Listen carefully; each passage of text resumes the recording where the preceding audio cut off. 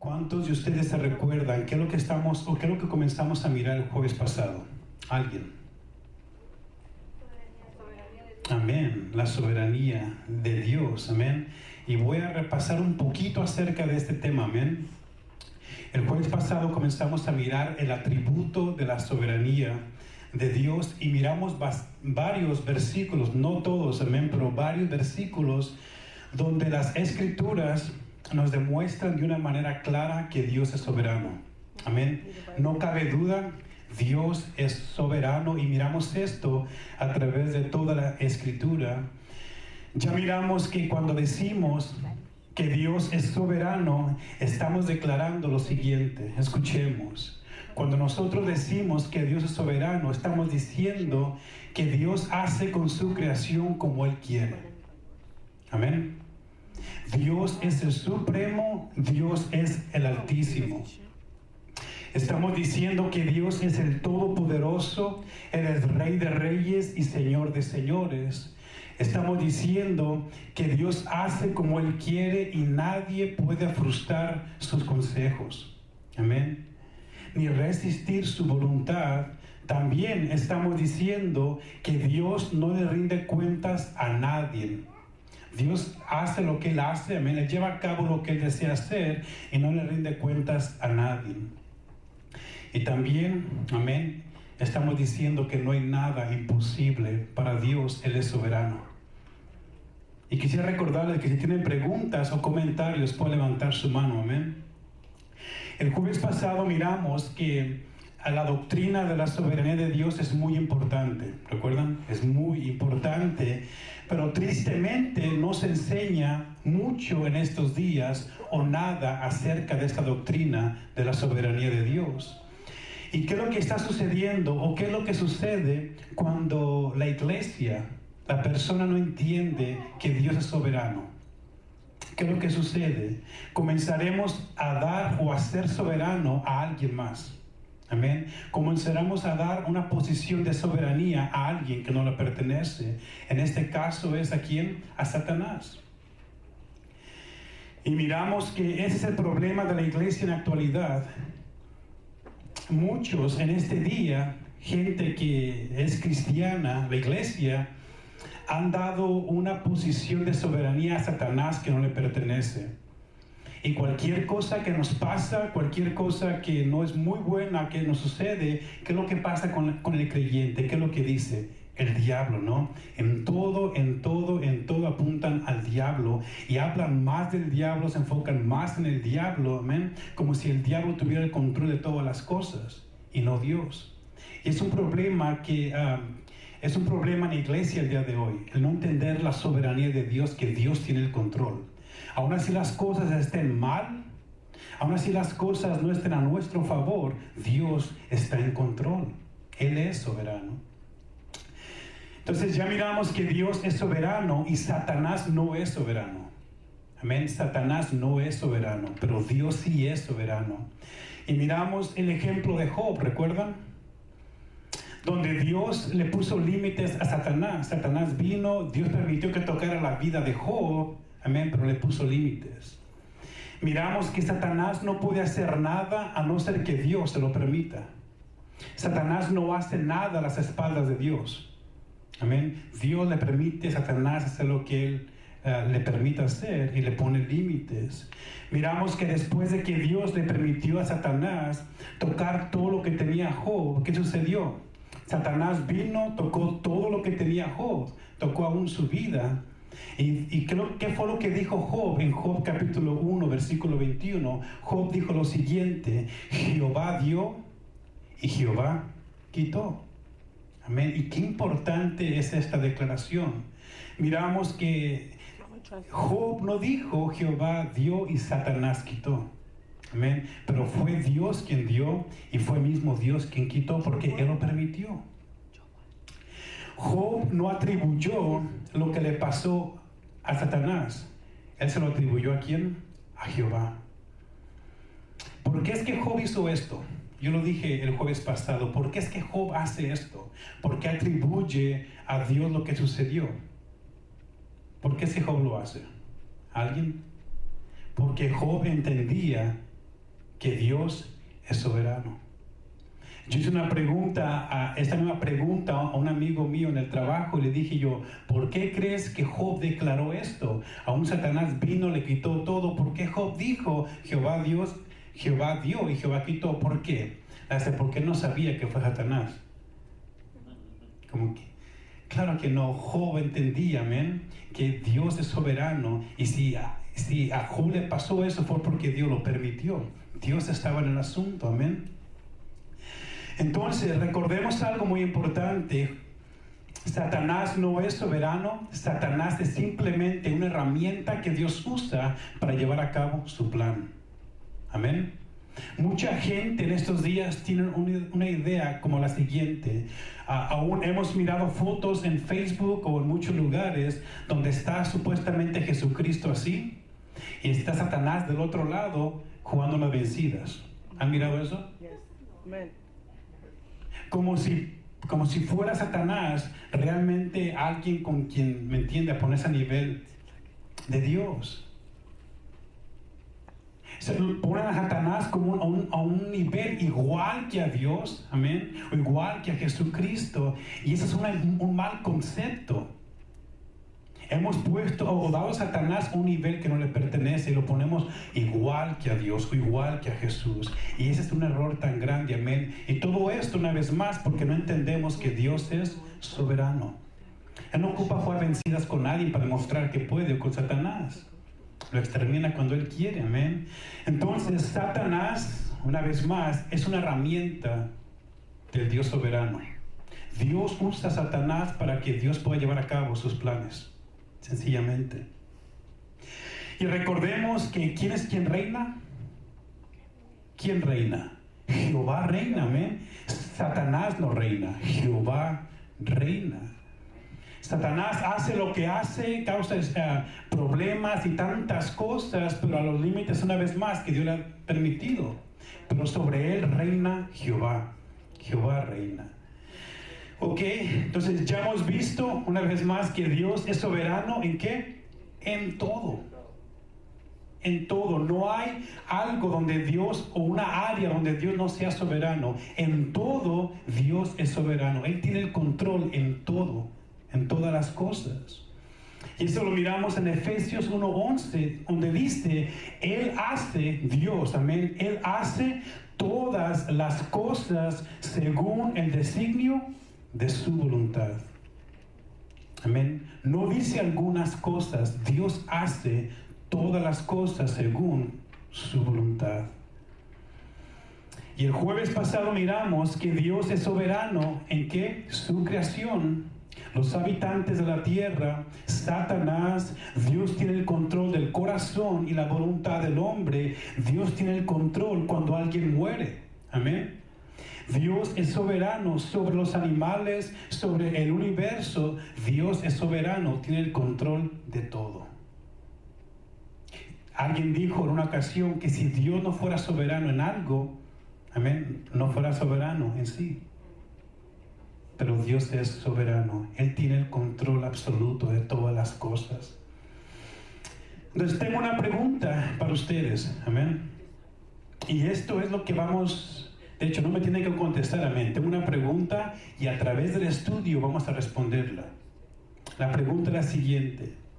¿Es Dios soberano en la salvación del hombre? Una vez más. ¿Es Dios soberano en la salvación del hombre? No me tienen que responder, amén. Y es lo que vamos a responder en este estudio. Pero voy a dar la respuesta yo de antemano. Claro que sí. Dios es soberano en la salvación del hombre. Para entender la soberanía de Dios en la salvación del hombre, tenemos que entender algo primeramente. Y pongamos mucha atención porque vamos a mirar bastantes puntos y varios pasajes que son muy importantes. Para entender que Dios es soberano en la salvación del hombre, tenemos que entender en primer lugar cuál es la condición de la persona no salva. Del hombre y la mujer no salva. ¿Cuál es la condición de la persona no regenerada? ¿Cómo se encuentra? Y es lo que vamos a mirar. Y tenemos que responder la siguiente pregunta. ¿Tiene el hombre no salvo ¿Tiene el hombre no regenerado en sí mismo la habilidad para venir a Dios? Una vez más, no me tienen que responder. ¿Tiene el hombre no regenerado, no salvo, en sí mismo la habilidad para venir a Dios? Amén. Vamos a mirar eso también. Cuando hace tiempo, hace ya como un año atrás creo, estaba mirando un video donde había un río bien grandísimo y llevaba una corriente pero bien fuerte. Y en medio del río había como una roca, una piedra, y ahí estaba un niño parado, un niño como unos 4 o 5 años. Pero la corriente del río era fuertísima. El niño estaba llorando, desesperado, tenía miedo. Pero a la orilla del río, de los dos lados, habían personas que querían rescatar al niño. Estaban mirando de qué manera sacaban al niño del río. El niño estaba llorando, no podía hacer nada por sí mismo. Entonces, al mirar este video, decía yo, este niño no puede hacer nada por sí mismo. No hay nada que el niño haya podido hacer. Aún así le avienten un salvavidas al niño o le avienten una soga, el niño no podía hacer nada. Era tan fuerte la corriente. Alguien más tenía que hacer algo por este niño. Alguien más. Y eso es lo que vamos a mirar el día de hoy, amén. La condición del hombre no regenerado es tan terrible que por sí mismo no tiene la habilidad para hacer algo para salvarse. Amén. Si el hombre ha de ser salvo, tiene que ser completamente, amén, la obra divina de Dios. Vamos a mirar qué dice la palabra de Dios, amén. Génesis capítulo 2, versículos 16 y 17. Génesis capítulo 2, versículos 16 y 17. El primero que lo encuentre lo puede leer.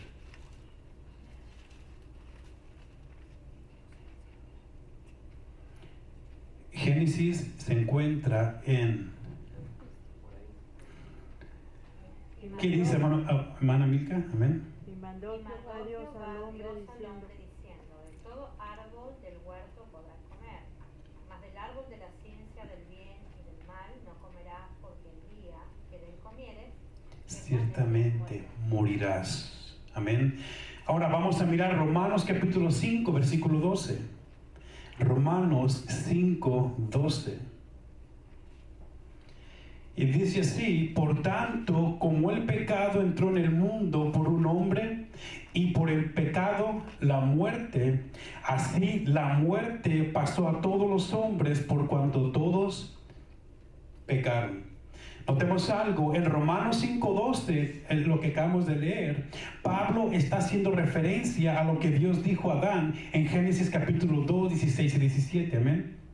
Adán y Eva pecaron y Dios les dice, no, si hacen esto ciertamente van a morir. Entonces, desobedecieron el mandato de Dios y ciertamente murieron. El apóstol Pablo, refiriéndose a eso, habla, amén, que por un hombre entró el pecado y por el pecado la muerte. La pregunta es la siguiente: ¿qué tipo de muerte se está refiriendo en Génesis 2 y Romanos 5? Una vez más, ¿qué tipo de muerte se está refiriendo en Génesis 2 y Romanos 5? ¿Muerte física o muerte espiritual? ¿Qué dicen ustedes? muerte espiritual. Muerte espiritual, amén. Claro que sí, cuando Adán y Eva comieron del fruto, no murieron físicamente al instante, amén, pero espiritualmente a causa del pecado. Pablo nos dice que esta muerte pasó ¿a quién? A todos los hombres en Romanos 5:12, lo cual es muerte espiritual a causa del pecado. Amén. A causa del pecado, la desobediencia, la muerte pasó ¿a quién? A todos los hombres. El hombre, la mujer sin Cristo se encuentra como muerto espiritualmente. Amén. Muerto espiritualmente. Efesios capítulo 2, versículo 1, miremos qué dice. Efesios 2, 1.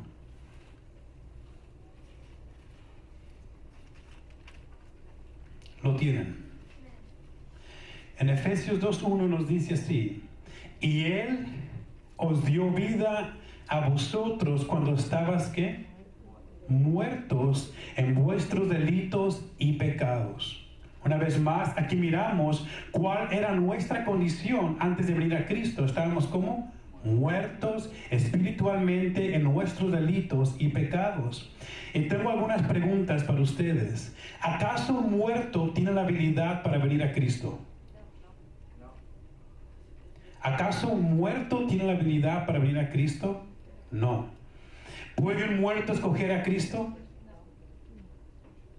¿Puede un muerto escoger a Cristo? ¿Puede creer? ¿Acaso puede un muerto arrepentirse? ¿Qué dicen? Claro que no. Vamos a mirar Hechos capítulo 26, versículo 14 al 18. Hechos 26, 14 al 18. Y con estas citas estamos mirando sencillamente cuál es la condición del hombre, amén, sin Cristo. ¿Cuál es la condición del hombre, la mujer no salva, no regenerada? Hechos 26, 14 al 18. ¿Qué dice, hermano Carlos? Enseguida caímos todos al suelo y escuché una voz que me decía en lengua hebrea: Saulo, Saulo, ¿por qué me persigues? Dura cosa te es dar coces contra los aguijones. Entonces yo dije: ¿quién eres, Señor mío? Y nuestro Señor me dijo: yo soy Jesús de Nazaret, a quien tú persigues. Luego me dijo: ponte de pie, porque para esto me he aparecido a ti, para designarte como ministro y testigo de que me has visto y de que en el futuro me verás. Y yo te libraré del pueblo de los judíos y de los otros pueblos a los cuales te envío, para que abra sus ojos, para que se vuelvan de las tinieblas a la luz y del poder de Satanás a Dios, y reciban el perdón de pecados y tengan parte con los santos por medio de la fe que está en mí. Amén. Aquí Pablo está hablando acerca de su conversión, amén, compartiendo su testimonio, y miramos que Dios salva a Pablo y luego Dios lo designa a una misión, lo envía a Pablo. En el versículo 18 dice que lo envía a Pablo, dice, para que abras sus ojos. ¿Qué significa esto? Están ciegos, amén. Las personas que no están en Cristo, ¿cómo están? Ciegos. Por eso dice, ve, dice, para que abras sus ojos. Están ciegos. Ahí mismo dice, para que se conviertan de tinieblas ¿a qué? A la luz. ¿Qué significa esto? Sin Cristo la persona está en tinieblas. Y luego dice, y de la potestad de Satanás a Dios. La gente sin Cristo están ciegos, están en tinieblas y se encuentran bajo el gobierno, el poder de Satanás. Qué terrible, ¿no? Aquí podemos mirar eso en el versículo 18. Una vez más, el no regenerado, el no salvo, la persona que no está en Cristo, está ciego, en tinieblas y bajo el gobierno y poder de Satanás. Vamos a mirar 1 de Juan 5:19. Dice lo siguiente, 1 de Juan 5:19 y 1 de Juan 3:10. Hermana Gladys, ¿puede leer por favor 1 de Juan 5:19?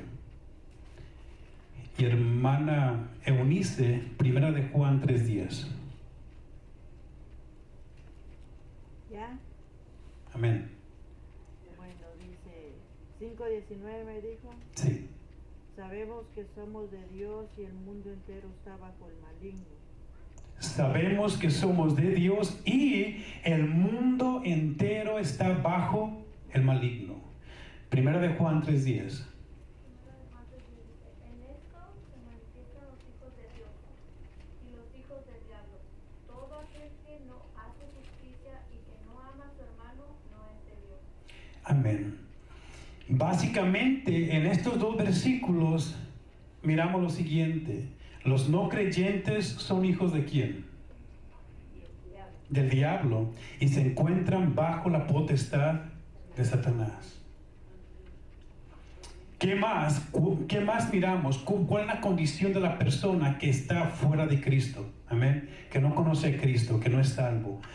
Miramos otro punto más. Las personas no salvas están en ignorancia espiritualmente. Amén. Las personas no salvas se encuentran ignorantes espiritualmente. Vamos a ir todos a Juan capítulo 1, versículo 9 al 11. Y esto es muy importante que nosotros entendamos cuál es la condición de la gente allá afuera sin Cristo. Amén. Y que esto nos mueva a nosotros para ir y compartir el Evangelio con ellos, confiando en el poder de Dios. Juan capítulo 1, versículo 9 al 11. Juan 1, 9 al 11. ¿Qué dice? Carlos. Porque Él es la luz verdadera que vino al mundo, la cual ilumina a todos los hombres. Él estuvo en el mundo y el mundo fue hecho por medio de Él, pero el mundo no lo conoció. Amén. Vino a los suyos, pero los suyos no le recibieron. Notemos algo muy importante. En estos 3 versículos miramos lo siguiente. En el versículo 9 se menciona la palabra luz. Amén. Esto se refiere al conocimiento de Dios. En el versículo 10 miramos, dice, el mundo no le conoció. ¿Qué tenemos ahí? Ignorancia. En el versículo 11 dice que no le recibieron. Amén. ¿Por qué? Porque no lo conocieron. Eran ignorantes, no tenían entendimiento, conocimiento. Las personas que rechazan el Evangelio, amén, que rechazan el Evangelio, lo hacen por lo siguiente, porque son espiritualmente ignorantes. Cristo vino a ellos, dice, ellos no le recibieron porque no le conocieron. Porque la gente se encuentra espiritualmente ignorante. Vamos a mirar 1 Corintios capítulo 2, versículo 14. 1 Corintios 2, 14, y dice de la siguiente manera: pero el hombre natural no percibe, no acepta las cosas que son del Espíritu de Dios, porque para él son, ¿qué? Locura. Para la gente natural, dice, ellos no entienden o no perciben, no aceptan las cosas del Espíritu, porque para ellos son una tontería. Amén. Son locura. Y dice ahí, y no las puede, ¿qué? Entender, porque se han de discernir espiritualmente. El hombre natural no puede, ¿qué? Entender las cosas espirituales. Una vez más, aquí miramos que las personas sin Cristo están como ignorantes espiritualmente, no pueden entender las cosas espirituales. Ahora, ¿por qué estas personas se encuentran ignorantes espiritualmente? Vamos a mirar por qué. 2 de Corintios capítulo 4, versículos 3 y 4. 2 de Corintios 4, 3 y 4. Dice así: pero si nuestro evangelio está aún encubierto, entre los que se pierden está encubierto, en los cuales el Dios de este siglo, Satanás, cegó el entendimiento de los incrédulos, para que no le resplandezca la luz del evangelio de la gloria de Cristo, el cual es la imagen de Dios. Las personas sin Cristo no pueden entender cosas espirituales porque están cegadas espiritualmente por Satanás. Están cegados por él. Cuando nosotros salimos, amén, o evangelizamos a alguien, a los no creyentes, tenemos que entender algo muy importante. No dependamos de nuestra elocuencia. Amén. Cuando veamos allá afuera y empecemos a hablar de Cristo, el Evangelio, no dependamos de nuestra elocuencia, qué tan bien hablamos o qué técnicas tan buenas usamos, pensando que nuestra técnica o nuestra elocuencia va a causar que esa persona sea salva. ¿Qué tenemos que hacer nosotros cuando evangelicemos? Tenemos que depender de Dios. Completamente de Dios. Claro, tenemos que tener cuidado qué compartimos, amén, y qué hablamos y cómo lo hacemos, pero no dependemos de eso. Tenemos que depender de Dios. La condición de las personas sin Cristo es tan terrible que solamente Dios puede hacer algo, y no elocuencia. La condición de la persona sin Cristo se encuentra tan grave espiritualmente que por más técnicas que yo use, no van a causar que las personas vengan. Amén. Solamente Dios. Dios es quien da vida a los muertos. Amén. Él es quien abre los ojos y hace que la gente vean y entiendan espiritualmente. Por eso nosotros dependemos de Dios.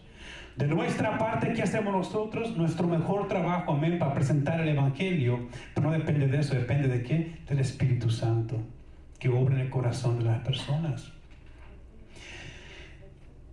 Entonces, hermanos, en las Escrituras miramos la condición del hombre no regenerado. Y voy a mencionarlas rápidamente. El hombre sin Cristo se encuentra muerto espiritualmente. Ignorantes y ciegos espiritualmente, se encuentran bajo el dominio y el gobierno de Satanás. Y notemos, el no creyente ama la oscuridad y no ama la luz. Vamos a mirar rápidamente. El no creyente, amén, ama la oscuridad y no ama la luz. Juan 3:19. Juan 3:19. Dice así: y esta es la condenación, que la luz vino al mundo y los hombres amaron más las tinieblas que la luz, porque sus obras eran malas. El no creyente es enemigo de Dios, lo pueden escribir, Romanos 5:10. El no creyente se encuentra muerto en delitos y pecados, Efesios 2:1. El no creyente no busca a Dios. Amén. El no creyente en su condición que se encuentra no anda buscando a Dios. Romanos capítulo 3, versículos 10 y 11. Y el no creyente es esclavo del pecado. Juan capítulo 8, versículo 32 y versículo 36. Todos estos versículos y muchos más nos muestran la terrible condición del hombre sin Cristo. Ahí se encuentra. Entonces, el hombre, amén, sin Cristo no tiene la habilidad en sí mismo para venir a Dios para salvación.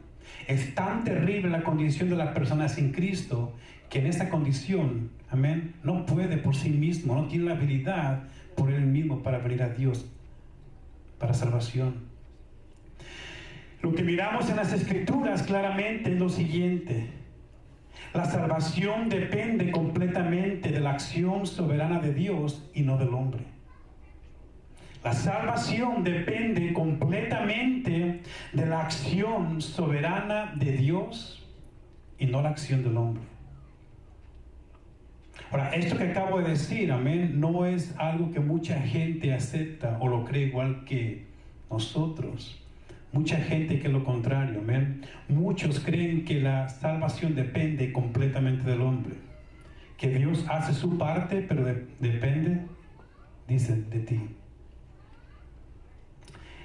Charles Spurgeon, este predicador, dijo lo siguiente: si cualquier hombre es salvo, lo es por la gracia divina. La razón de la salvación no se encuentra en el hombre, pero la razón de la salvación se encuentra en Dios. No somos salvos como resultado de algo que hacemos o deseamos, sino que haremos y desearemos como resultado de la buena voluntad de Dios y de su gracia en nuestros corazones. Hasta aquí, preguntas o comentarios. De hecho, el día de ayer estaba mirando, alguien mandó un video donde el título de la predicación de esta iglesia no era "La salvación depende de ti". Básicamente diciendo, no depende de Dios, depende de ti. No hay preguntas. ¿Gladys? Toda esa salvación depende de Dios. Amén. Right? Sí. Amén. Oh, porque él manda y él escoge quién va Amén. a ser llamado por él. Amén. Y sí, vamos a mirar versículos que nos hablan acerca de eso. Entonces, hermanos, decir que Dios es soberano en la salvación, estamos diciendo lo siguiente: que Dios tiene el derecho absoluto de dar su gracia a quien Él quiera. Amén. Decir que Dios es soberano en la salvación, Dios, significa que Dios tiene el derecho absoluto de dar su gracia a quien Él quiera. Vamos a mirar a continuación Juan 6:44. Juan 6:44. Y aquí vamos a empezar a mirar más a detalle, amén, algunos versículos. Juan 6:44. ¿Lo tienen? Dice así: ninguno puede venir a mí si el Padre que me envió no le trajere, y yo le resucitaré en el día postrero. Notemos, tengo una pregunta para ustedes, amén, y es muy fácil. Venir a Jesús depende de quién. Dios. Wow, sí, amén. Venir a Jesús depende de quién, según ese texto. Dios. Claro que sí. Claramente dice: ninguno puede venir a mí, dice, si el Padre que me envió no le trajere. O sea, si el Padre no te trajere, no puedes en ti mismo venir a Cristo. Aquí miramos claramente una vez más lo que he dicho anteriormente: la inhabilidad del hombre en sí mismo para venir a Cristo. Si nosotros venimos a Cristo, no fue porque nosotros, fue porque Dios nos trajo a Cristo. Amén. Amén. Depende de Dios. Una vez más, aquí miramos la inhabilidad del hombre. Cuando dice ninguno puede venir a mí, significa ninguno tiene la habilidad moral, ninguno tiene el poder en sí mismo para venir a mí. Tiene que ser una acción del Padre. Si el Padre no te trae, tú no puedes venir a mí. ¿Por qué razón? Ya miramos, a causa de la condición del hombre. Muerto espiritualmente, ignorante espiritualmente, ciego en tinieblas, esclavo al pecado, esclavo a Satanás. Claro que no puede venir por sí mismo a Cristo. Dios tiene que obrar.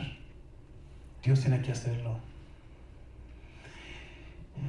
Hay un grupo de personas, y decía un poco anteriormente, hay un grupo de personas, iglesias, que se oponen a la doctrina de la inhabilidad del hombre. Amén. Hay un grupo que rechazan esto que nosotros afirmamos. Ellos creen que el hombre sí tiene la habilidad de venir a Cristo por sí mismo. Ellos creen que sí. El hombre puede, el hombre tiene la habilidad por sí mismo. Y cuando nosotros venimos y compartimos Juan 6:44, amén, donde nos habla Jesús de la inhabilidad del hombre, las personas, nosotros decimos, aquí miramos que el hombre no tiene la habilidad, pero ellos dicen, no, el hombre sí puede.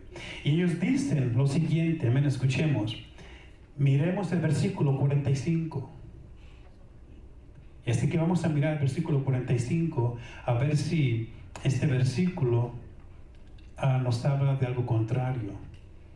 Según estas personas nos dicen en el versículo 45, escuchemos: escrito está en los profetas, y serán todos enseñados por Dios, así que todo aquel que oyó al Padre y aprendió de él, viene a mí.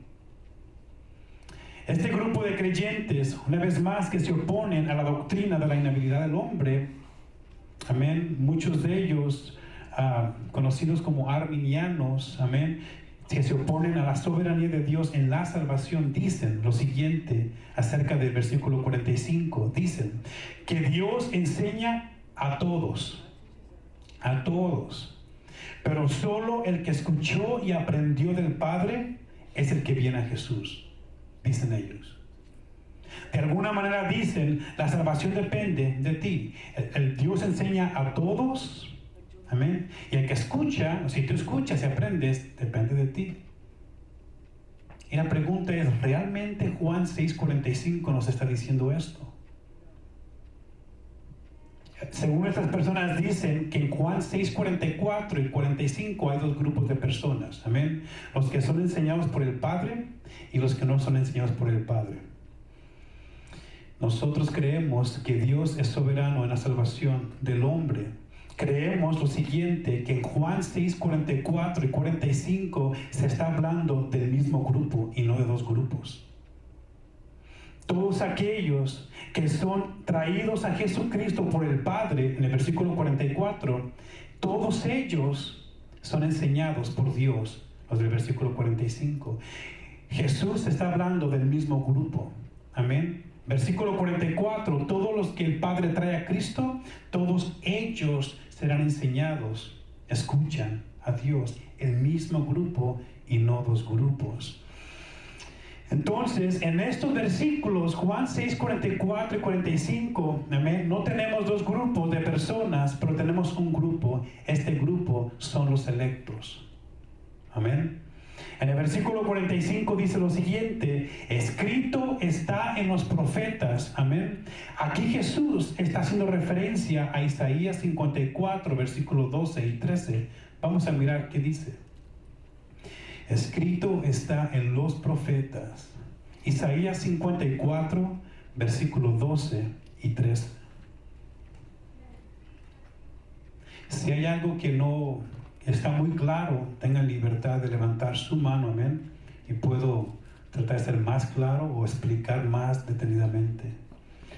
Dice así Isaías 54, 12 y 13. Tus ventanas pondré de piedras preciosas, tus puertas de piedras de carbunclo, y toda tu muralla de piedras preciosas. Y todos tus hijos serán enseñados por Jehová, y se multiplicará la paz de tus hijos. Notemos el versículo 13, y todos tus hijos serán enseñados. Aquí miramos que los hijos son los que son enseñados. Amén.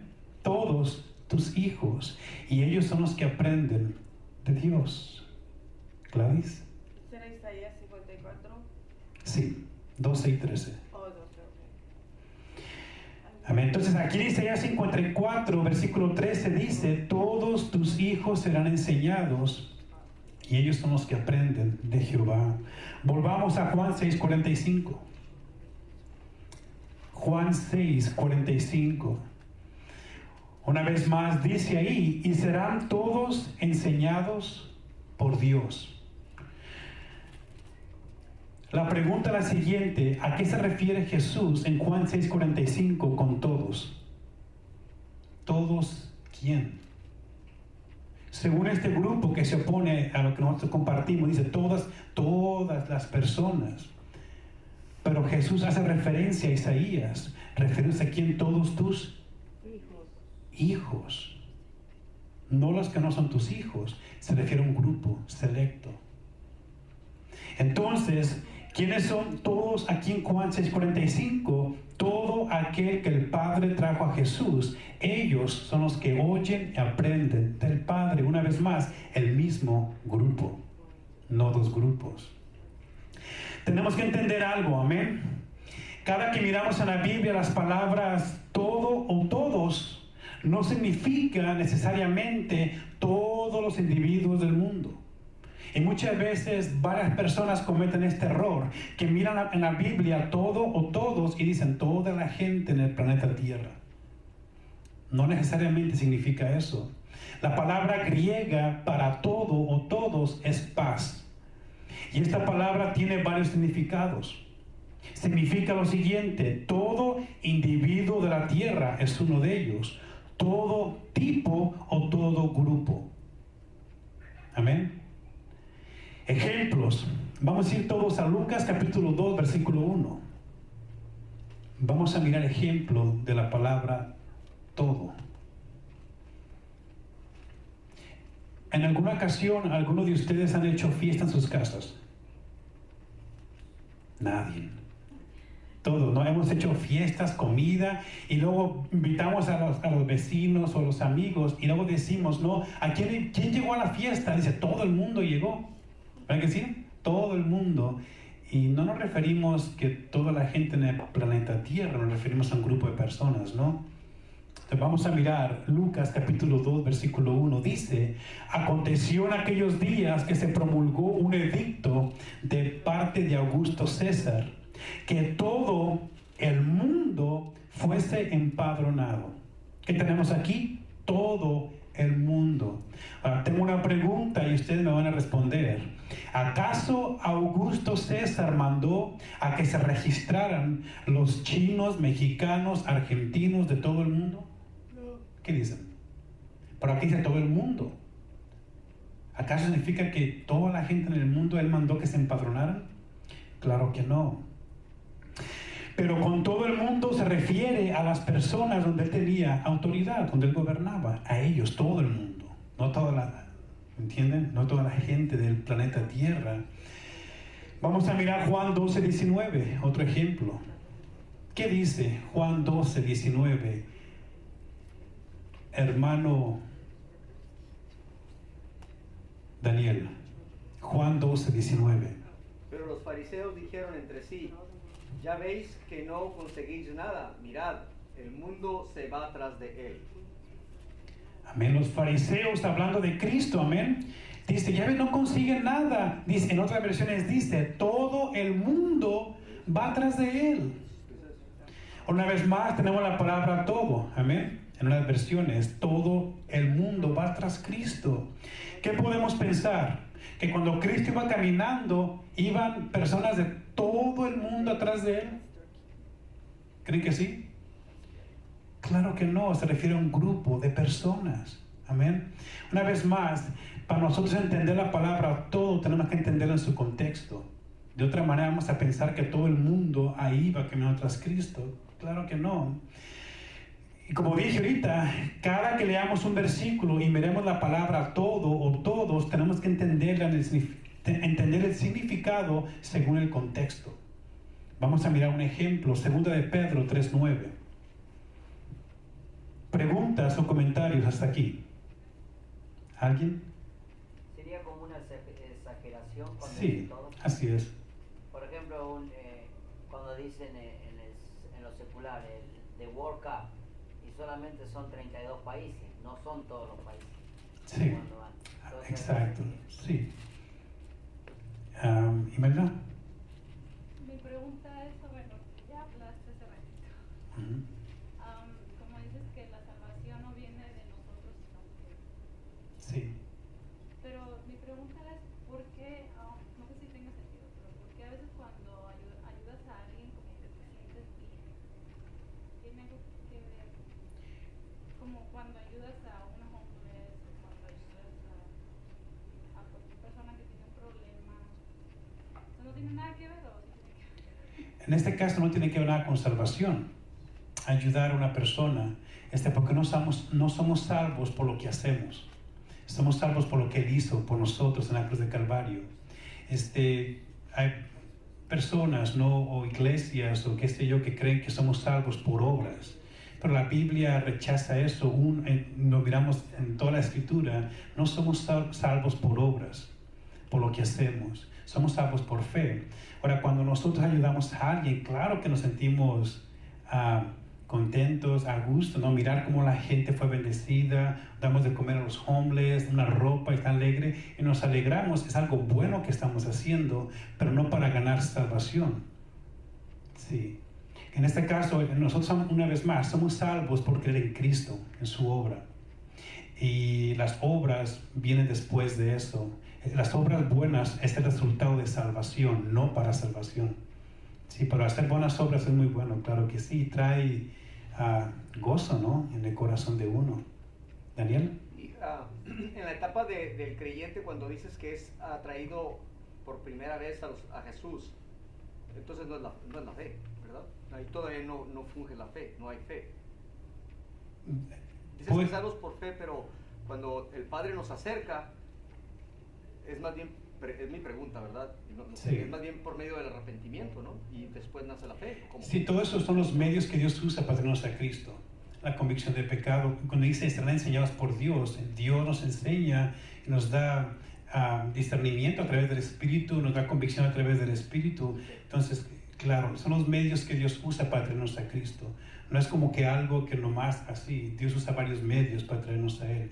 En este caso, a través de la predicación de la palabra. Sí, como dice la Escritura, ¿no? Que Dios le plació que a través de la locura de la predicación salvara a los suyos. Es un medio que Dios usa y es el medio que nos trae. Pero la salvación es instantánea. O sea, cuando vos recibís a Jesús, Dios colocó en vos la fe, el arrepentimiento, la convicción de pecado. No es algo que es un proceso. Bueno, de La hecho es santificación predestinado, es un pero... proceso, pero Amén. lo que es la salvación es instantánea. Y otra de las cosas, lo que dijo Imelda, creo que también no pasa por sentimientos cuando vas a ayudar a alguien, pasa porque realmente Dios te ha mandado eso también, no porque te sentís bien, no pasa porque yo sea buena o porque nada bueno tenemos, lo que se hace porque Dios manda que debemos hacerlo. Y Y eso que haces es porque el Señor puso el sentir y el querer dentro tuyo para poder hacerlo, pero para hacerlo para glorificar a Dios. Entonces, todo pasa Sí. por Dios, no por nosotros. Amén. Claro que sí, es un mandato, ¿no? Hacer eso, y es el fruto, el resultado de la salvación. Pero claro que hay como comentaba Imelda, ¿cómo le puedo decir? Hay un gusto ayudar. O sea, que no estamos ayudando porque Dios me lo dijo y estoy todo así. Claro, hay un contentamiento, pero sí es un mandato que tenemos que hacerlo. Pero es algo que nos trae gozo para ayudar, bendecir a alguien más. Amén.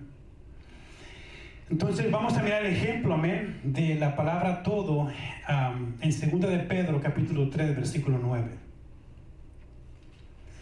¿Lo tienen? El Señor no retarda su promesa, según algunos la tienen por tardanza, sino que es paciente para con nosotros, no queriendo que ninguno perezca, sino que todos procedan al arrepentimiento. Vamos a mirar un poco acerca de lo que dice este versículo. ¿Cuál es el contexto de la palabra todos? Aquí tenemos la palabra todos. Ahora, ¿cuál es el contexto en que está escrita esta palabra todos? El versículo dice, Dios es paciente ¿con quién? Miramos el versículo. Dios es paciente ¿con quién? Para con nosotros. Amén. Amén. Es el contexto en que se usa la palabra todos. Dios es paciente para con nosotros. No queriendo que ninguno, ¿a quién se refiere con ninguno? ¿De quién? De nosotros. Amén. Es el contexto. Sino que todos ¿quién? Nosotros. Amén. O sea, es importante mirar el versículo y el contexto en el cual se escribe la palabra todos, para entender cuál es el significado. Es nosotros. Dios no quiere que ninguno de nosotros, amén, sino que todos nosotros procedamos al arrepentimiento. Aquí en 2 de Pedro 3:9, amén, es muy importante escuchar esto. Pedro se refiere a los electos. Todos los electos con nosotros. Y si miramos 1 de Pedro capítulo 1 versículo 1 y 2 de tarea, van a mirar ustedes a quién se le escribió esa carta, quiénes son los destinarios, y van a mirar la palabra a los electos.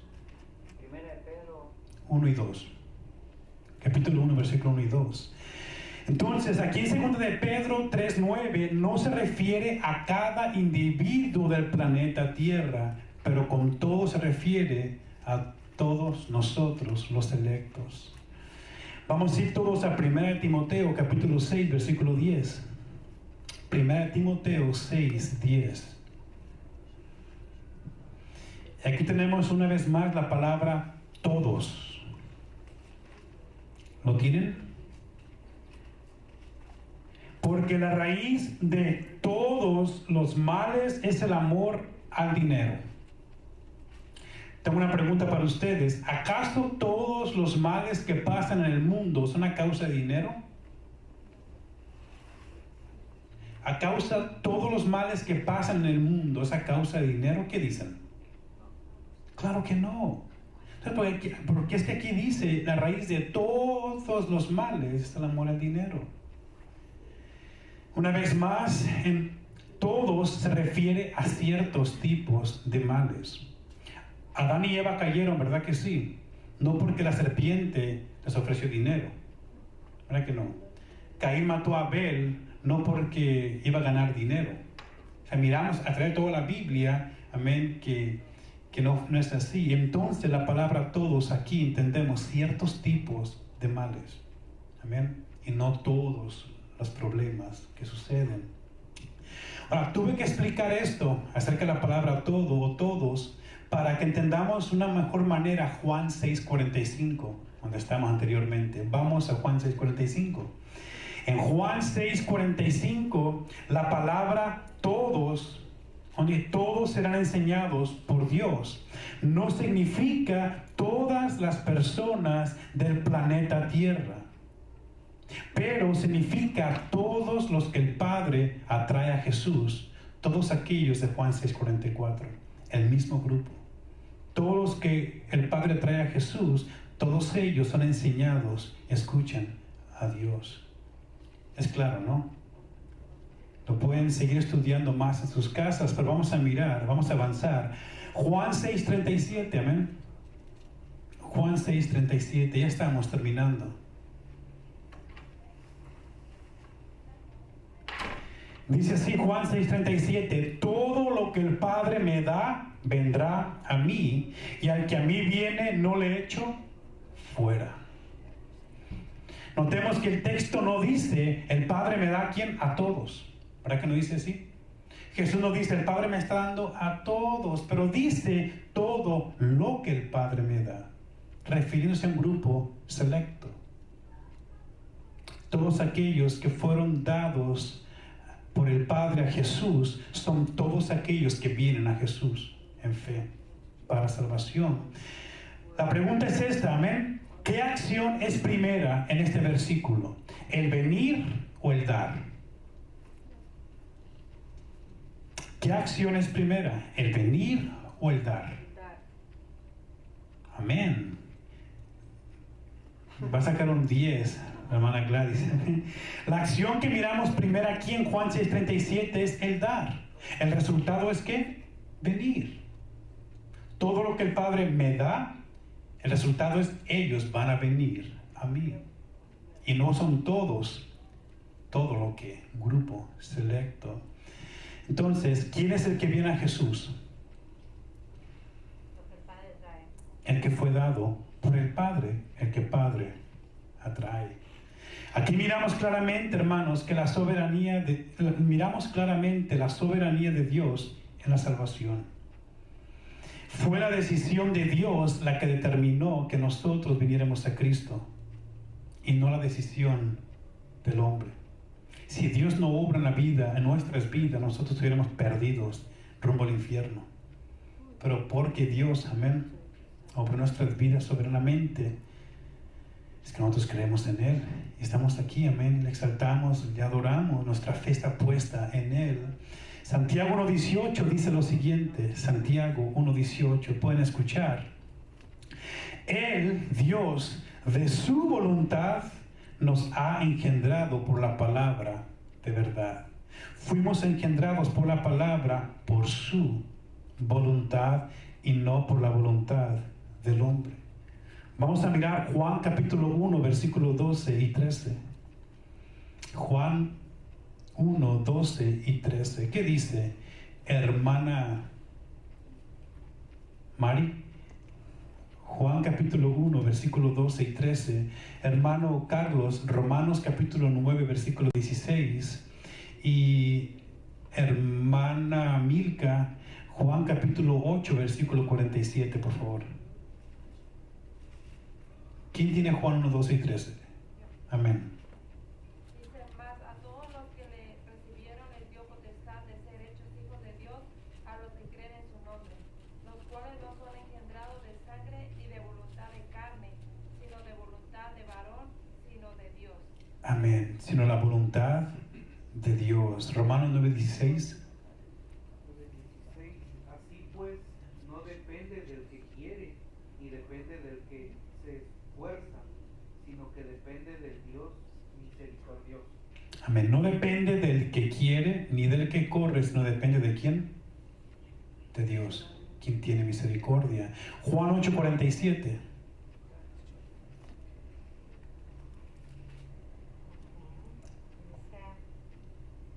El que es de Dios, las palabras de Dios oye.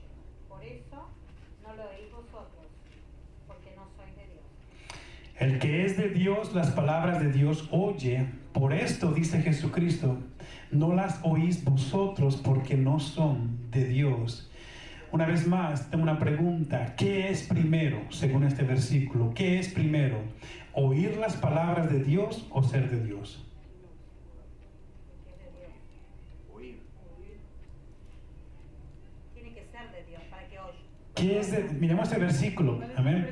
La pregunta es, ¿qué es primero? ¿Oír las palabras de Dios o ser de Dios? Según el versículo. Ser de Dios. Ser de Dios. Amén. ser de Dios. ¿Por qué razones que mucha gente rechaza y no escucha la palabra de Dios? Porque no es. Porque no son de Dios. El que es de Dios escucha la palabra de Dios, la recibe. Hermana Imelda. Pero tengo una duda, ¿yo cómo puedo saber que soy de Dios? Amén. Pienso que una de estas, lo miramos aquí. Amén. El escuchar la voz de Dios. Y pienso que en ese caso sería mirar evidencias, ¿no? Que realmente somos de Dios, que estamos en Cristo. Y hay muchos frutos que tienen que demostrarse en nuestra vida, según la palabra de Dios, que evidencian que nosotros somos de Dios o estamos en Cristo. Hay bastantes evidencias que lo demuestran. Y de hecho acabamos de ir a través de Colosenses, ¿no? Donde miramos cuál es la actitud de la persona que está en Cristo. Entonces, te recomiendo leer Colosenses capítulo 3. Amén. Colosenses capítulo 3, también Primera de Juan capítulo 1 y leer toda Primera de Juan. Y allí en Primera de Juan miramos varias evidencias, amén, que Juan nos dice si somos de Dios o no somos de Dios. Es muy bueno autoexaminarnos. Gladys. Yo solo tenía un comentario hacia ella, que es difícil esa pregunta. Lo más fácil que yo podría decir para saber que eres de Dios es el simple hecho que estás aquí escuchando las palabras estas que estamos estudiando ahorita. Amén. Amén. Porque Dios te escogió a ti. Es como le estoy diciendo a mi hija, Él la escogió a ella y Él nos escogió a cada uno de nosotros. Estamos aquí, por eso estamos aquí. Amén. Por la gracia de Dios. Aunque la Biblia dice que no todo el que dice Señor, Señor, Será salvo. Sí, como También Mateo 7, no es muy importante lo que dijo la hermana Milka. Dice, no todo el que me dice Señor, Señor será salvo. No solamente es cuestión de hablar o declararlo, pero dice ahí, sino el que hace. O sea, eso habla más del estilo de vida de uno. El que hace la voluntad de mi Padre que está en el cielo. Entonces pienso que es mucho la manera como vivimos, mucho más que lo que decimos.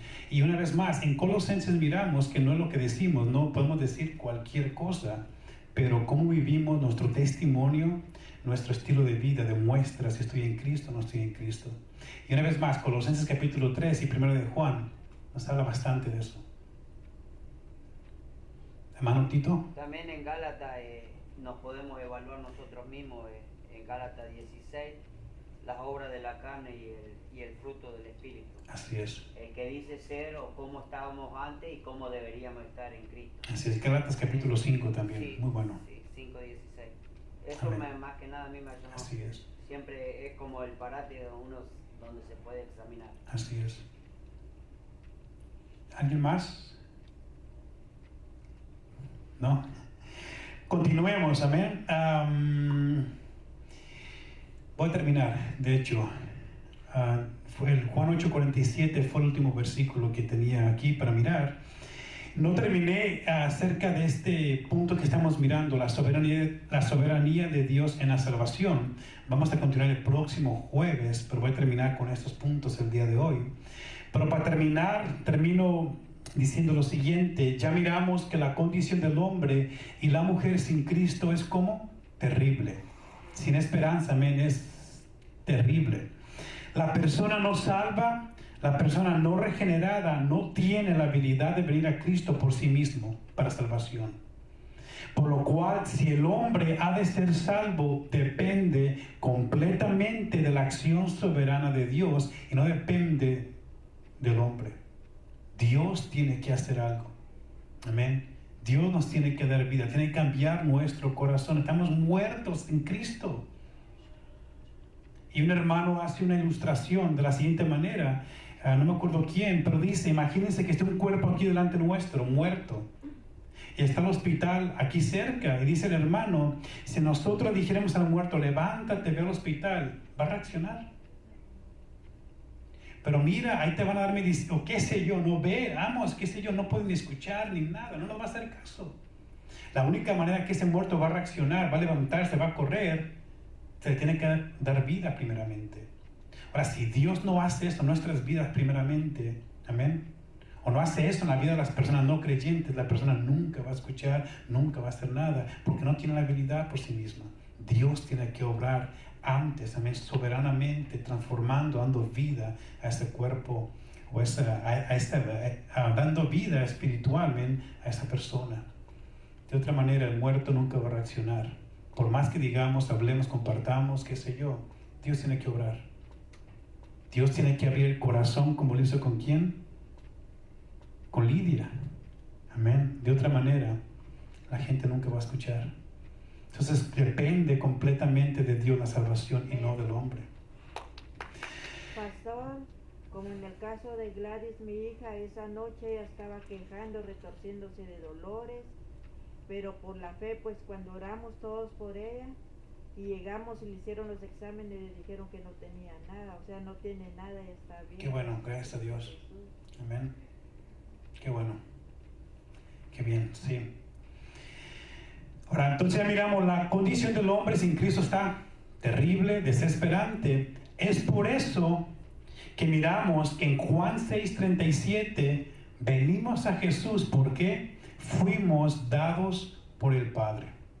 Amén. No por nosotros mismos. También miramos en Juan 6:44, venimos a Jesús porque fuimos ¿qué? Atraídos por el Padre. Fuimos dados a Jesucristo desde antes de la fundación del mundo. Amén. Es por eso que venimos nosotros a Cristo. Y de igual manera Juan 6:44, estamos en Cristo porque el Padre nos trajo a Cristo. Miramos una y otra vez la acción de ¿quién? De Dios, no la acción nuestra. En Juan 6:65, no lo mencioné, pero Juan 6:65, muy importante. Una vez más Jesús dice a las multitudes que, que no podemos venir a Cristo a no ser que el Padre nos lo conceda. Si venimos al Padre, estamos en Cristo, amén, es porque el Padre nos lo concedió. Una y otra vez la acción de Dios y no la acción del hombre en la salvación. Entonces, salvación depende de Dios y no depende del hombre. Y termino con este siguiente versículo. Vamos todos para terminar. Segunda de Tesalonicenses, capítulo 2, versículo 13. Segunda de Tesalonicenses, capítulo 2, versículo 13. Y si tienen más preguntas o quieren compartir algo conmigo acerca del estudio después, amén, pueden venir y podemos platicar. Lo tienen. Segunda de Tesalonicenses 2:13.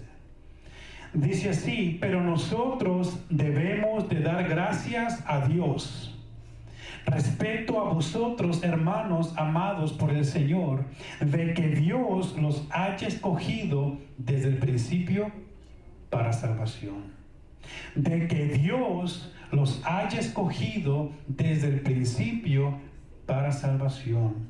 Notemos algo muy importante, cómo comienza el versículo. Dice que nosotros, amén, debemos dar gracias a ¿quién? A Dios. ¿Por qué razones que nosotros estábamos agradecidos con Dios? Porque Dios ¿qué? Nos escogió para salvación. Notemos algo muy importante. Si la salvación dependiera del hombre, amén, si la salvación dependiera de nosotros, nuestra decisión, y Dios estaba rogándonos, o Jesucristo, ¿hasta cuándo unirse? Y nosotros, no, ahorita no, después, y viene ¿hasta cuándo? Y como mucha gente pinta a Cristo como un Cristo que ruega, ¿no? Y estoy tocando y tocando, ¿hasta cuándo más abrir? Ahorita no, y qué sé yo, y como que Jesucristo está rogando a la gente para que le permiten salvarlos, como que si dependiera del hombre. Ahora, si fuera así, que la salvación depende de nosotros y nosotros le dijimos a Cristo, ahorita sálvame, ¿quién debería estar agradecido? Nosotros. Él. Gracias, hubiera dicho. Gracias, Carlos, porque me permitiste salvarte. Si Él es el que estuvo rogando y nosotros le dejamos, ok, ya ahorita, Él es el que debería estar agradecido, pero no es así, hermanos. La salvación depende completamente de quién, de Dios. Por eso nosotros somos los agradecidos y no Él. Él no está agradecido con Daniel por decirle gracias por escogerme, Daniel. Nosotros somos los agradecidos porque Él nos escogió desde antes de la fundación del mundo. Una vez más, si fuera contrario esto, Él debería ser el agradecido, pero no es así. nosotros estamos eternamente agradecidos porque la salvación dependió de Él y depende de Él. Si Él no hubiera obrado una vez más en nuestras vidas, si la salvación dependiera de nosotros, si la salvación hubiera dependido de mí, les digo una cosa, ahorita estuviera perdido yo. Amén. Si hubiera dependido de mí, estuviera perdido. Pero estoy completamente, eternamente agradecido porque la salvación depende completamente. Él me salvó, nos salvó. Amén. Y es por eso que estamos agradecidos nosotros con Él. Él me escogió, Él nos escogió. Sin más, hermanos, termino con lo siguiente, 2 preguntas. ¿Es Dios soberano sobre todas las cosas? ¿Qué dicen ustedes? Amén. Sí. ¿Es Dios soberano sobre todas las cosas? Claro que sí. La siguiente pregunta ¿es Dios soberano en la salvación del hombre? Amén. Claro que sí. Claro que sí. Vamos a orar. Amén. Vamos a darle gracias a Dios. Y si tienen preguntas, después pueden venir y hablamos. Voy a orar yo, amén. Y luego el hermano Tito va a pasar para orar por las peticiones. Vamos a darle gracias a Dios. Señor, te damos gracias, Padre, porque tú eres soberano y tú tienes el control de todas las cosas, Señor. Te damos gracias, bendito Dios, por tu palabra, por este día, Señor, por el estudio que se compartió, Señor. Te damos gracias, bendito Dios, porque tú nos has escogido para salvación desde antes, Señor, desde antes de los tiempos, bendito Dios. Tú pusiste, Señor, tu mirada en nosotros. Estamos agradecidos, Señor. Te damos gracias, bendito Dios, porque a través de tu palabra podemos entender y comprender tu soberanía, Señor.